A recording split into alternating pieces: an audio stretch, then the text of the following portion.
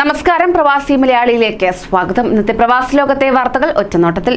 UAE-ൽ 1573 പേർക്ക് കൂടി Covid virus ബാധ സ്ഥിരീകരിച്ചതായി ആരോഗ്യ പ്രതിരോധ മന്ത്രാലയം അറിയിച്ചു. ചികിത്സയിലായിരുന്ന 1527 പേർ സുഖം പ്രാപിക്കുകയും 5 പേർ മരണപ്പെടുകയും ചെയ്തു. പുതുതായി നടത്തിയ 2,39,366 പരിശോധനകളിൽ നിന്നാണ് രോഗികളെ കണ്ടെത്തിയത്. ഇതുവരെയുള്ള കണക്കുകൾ പ്രകാരം ആകെ 6,41,049 പേർക്ക് UAE-ൽ കോവിഡ് സ്ഥിരീകരിച്ചിട്ടുണ്ട്. ഇവരിൽ 6,19,294 പേർ രോഗമുക്തരാവുകയും 1,839 പേർ മരണപ്പെടുകയും ചെയ്തു. നിലവിൽ 19,916 കോവിഡ് രോഗികളാണ് രാജ്യത്തുള്ളത്. സൗദി അറേബ്യയ്ക്ക് ആശ്വാസം പകർന്ന് കോവിഡിൽ നിന്ന് മുക്തരാകുന്നവരുടെ എണ്ണം ഉയർന്നു. കഴിഞ്ഞ 24 മണിക്കൂറിനിടെ 1,429 പേർ സുഖം പ്രാപിച്ചു. 1,247 പേർക്കാണ് പുതുതായി രോഗബാധ റിപ്പോർട്ട് ചെയ്തത്.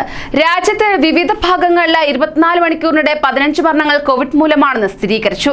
രാജ്യത്ത് ഇതുവരെ റിപ്പോർട്ട് ചെയ്ത ആകെ കോവിഡ് ബാധിതരുടെ എണ്ണം 4,94,032 ആയി. ഇവരിൽ 4,74,368 പേർ ഇതുവരെ സുഖം പ്രാപിച്ചു. ആകെ മരണസംഖ്യ 7,891 ആയി. രാജ്യത്തെ കോവിഡ് മുക്തി നിരക്ക് 95.9%, മരണനിരക്ക് 1.6% തുടരുന്നു. കുവൈറ്റിൽ 1977 പേർക്ക് കൂടി കോവിഡ് സ്ഥിരീകരിച്ചു. 1,841 പേർ രോഗമുക്തരായി. ഇതുവരെ 3,65,649 പേർക്കാണ് കോവിഡ് ബാധിച്ചത്.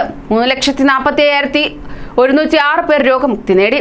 12 പേർ കൂടി മരിച്ചതോടെ ആകെ കോവിഡ് മരണം 2029 ആയി. ബാക്കി 18,514 പേരാണ് ചികിത്സയിലുള്ളത്. 303 പേർ തീവ്രപരിചരണ വിഭാഗത്തിലാണ്. 15,209 പേർക്ക് കൂടിയാണ് പരിശോധന നടത്തിയത്. ഖത്തറിൽ കോവിഡ് നിയന്ത്രണങ്ങൾ ലംഘിക്കുന്നവർക്കെതിരായ നടപടികൾ ശക്തമാക്കി ആഭ്യന്തര മന്ത്രാലയം. നിയമലംഘനങ്ങളുടെ പേരിൽ 219 പേർക്കെതിരെ കൂടി നടപടിയെടുത്തെന്ന് അധികൃതർ അറിയിച്ചു. ഇവരിൽ 202 പേരും പൊതുസ്ഥലത്ത് മാസ്ക് ധരിക്കാത്തതിനാണ് പിടിയിലായത്. സുരക്ഷിതമായ സാമൂഹിക അകലം പാലിക്കാത്തതിന് കഴിഞ്ഞ ദിവസം 14 പേർ നടപടി നേരിട്ടു. മൊബൈലിൽ ഇത്തറാസ് ആപ്ലിക്കേഷൻ ഇല്ലാത്തതിന് 3 പേരും പിടിയിലായി. പിടിയിലാകുന്നവരെ തുടർ നടപടികൾക്കായി പബ്ലിക് പ്രോസിക്യൂഷന് കൈമാറുകയാണ് ആഭ്യന്തര മന്ത്രാലയം.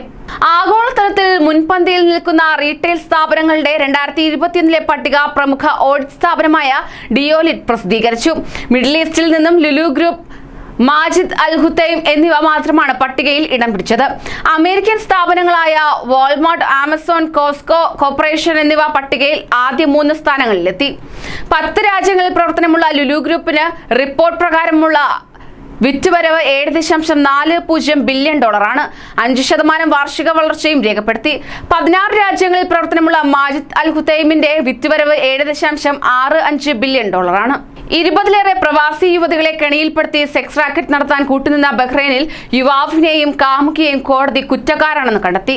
5 വർഷത്തെ തടവിനാണ് Bahrain high criminal court of appeal ഇവരെ ശിക്ഷിച്ചത്. സെക്സ് റാക്കറ്റിന് നേതൃത്വം നൽകി 9 അംഗ സംഘത്തിനും കോടതി 7 വർഷം തടവ് ശിക്ഷ വിധിച്ചു. മനുഷ്യക്കടത്ത് ഉൾപ്പെടെയുള്ള കുറ്റങ്ങൾക്കാണ് ശിക്ഷ. ഇവർക്ക് 10,000 ബഹ്റൈൻ ദിനാർ വീതം പിഴയും വിധിച്ചു. മയക്കുമരുന്ന് ഉപയോഗിച്ച കുറ്റത്തിന് സംഘത്തലവനെ 1 വർഷമധികം തടവിനും ശിക്ഷിച്ചു. നാട്ടിലുള്ള കുടുംബത്തെ ഖത്തറിലെത്തിക്കാൻ ആഗ്രഹിക്കുന്ന ഇന്ത്യക്കാരായ പ്രവാസികൾക്ക് സന്തോഷ വാർത്തയുമായി ആഭ്യന്തര മന്ത്രാലയം. കോവിഡ് വ്യാപനത്തിന്റെ തുടക്കത്തിൽ നിർത്തിവെച്ച ഫാമിലി വിസയ്ക്കുള്ള അപേക്ഷ തിങ്കളാഴ്ച മുതൽ മെട്രാജ് 2 ആപ്പിൽ ലഭ്യമാക്കി തുടങ്ങി. ഇന്ത്യ ആൻഡ് പാകിസ്ഥാൻ സ്വദേശികൾക്കാണ് ഈ ഘട്ടത്തിൽ ഫാമിലി വിസ ഇഷ്യൂ ചെയ്യാൻ അനുമതി നൽകിയത്. 2020 മാർച്ചിൽ എല്ലാ വിസ നടപടികളും നിർത്തിവെച്ച ഖത്തർ പിന്നീട് ഓരോ ഘട്ടങ്ങളിലായാണ് വിവിധ മേഖലകളിൽ തുറന്നു നൽകിയത്.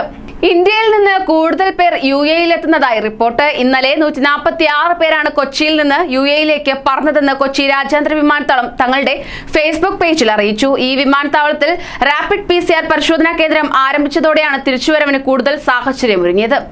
കോവിഡ് വാക്സിനേഷൻ ഒഴികെ ഈ വർഷത്തെ ഹജ്ജ് തീർത്ഥാടകർക്ക് മറ്റ് നിർബന്ധിത കുത്തിവയ്പ്പുകൾ ഇല്ലെന്ന് ഹജ്ജ് ഉംറ മന്ത്രാലയം അറിയിച്ചു. ട്വിറ്ററിലൂടെ ലഭിച്ച അന്വേഷണത്തിന് മറുപടിയായാണ് മന്ത്രാലയം ഇത് വ്യക്തമാക്കിയത്. അതേസമയം കോവിഡ് വാക്സിനേഷൻ 2 ഡോസും സ്വീകരിക്കൽ നിർബന്ധമാക്കിയിട്ടുണ്ട്.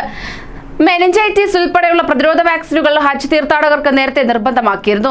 ഈ സാഹചര്യത്തിൽ കൂടിയാണ് മന്ത്രാലയം കാര്യത്തിൽ വ്യക്തത വരുത്തിയിരിക്കുന്നത്. പഠനത്തിൽ മികവ് പുലർത്തുന്ന ഹൈസ്കൂൾ വിദ്യാർത്ഥികൾക്ക് 10 വർഷത്തെ ഗോൾഡൻ വിസ അനുവദിക്കുമെന്ന പ്രഖ്യാപനവുമായി UAE.